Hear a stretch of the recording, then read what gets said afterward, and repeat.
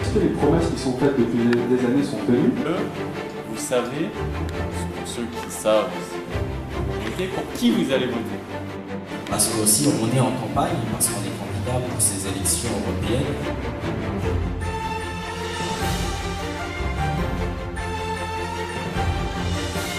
Faire de la politique, c'est ce qu'on est en train de faire là.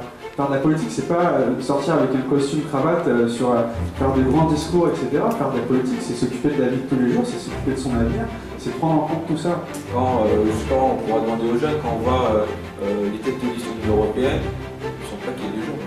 Il ne semble pas qu'il y ait encore parole au niveau de la jeunesse. Tout le monde a envie que les jeunes soient représentés en politique, mais est-ce que les jeunes ont envie de s'impliquer en politique?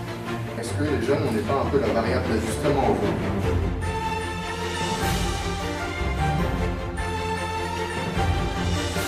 Il y a un instrument qui s'appelle le bulletin de vote, le droit de vote, dont on ne mesure le prix, la portée, l'intérêt, la signification que lorsque l'on en est privé, ce que je ne souhaite à personne.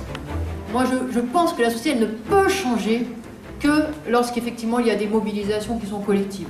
À vous entendre, on a l'impression que l'Europe, c'est pas bien. Moi, je me reconnais plus dans l'Europe qui du coup a manifesté pour faire entendre ses droits depuis quelques années en Grèce, en Espagne.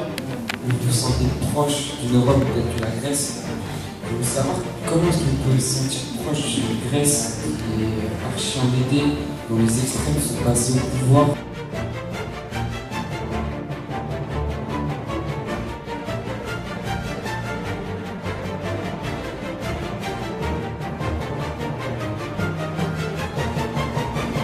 On va voir un petit peu pour la suite et reparler d'Europe à nouveau tout à l'heure. Qu'est-ce qu'on a fait pour les jeunes des quartiers populaires? Qu'est-ce qu'on fait pour les jeunes? Qu'est-ce qu'on fait pour le chômage des jeunes? Il y a combien de pourcents de chômage chez les jeunes aujourd'hui en France?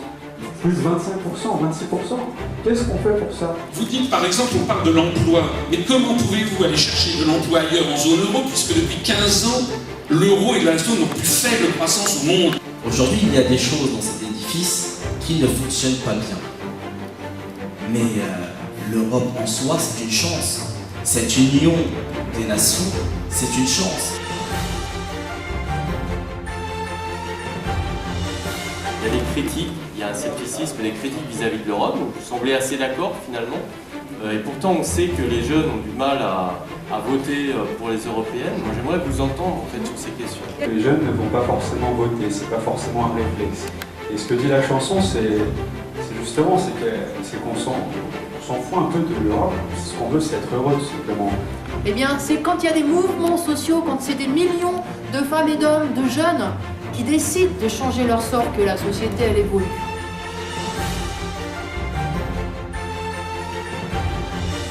Pour faire vraiment changer l'Europe, ce qu'il faudrait, c'est revenir à la démocratie directe. Pour parler de démocratie, vous savez bien, hein, étymologiquement, c'est la force du peuple, la volonté du peuple. Nos députés européens, ceux qui ont été envoyés par les partis en place aujourd'hui, ils n'ont pas réussi à faire aimer l'Europe, ils n'ont pas réussi à faire connaître l'Europe.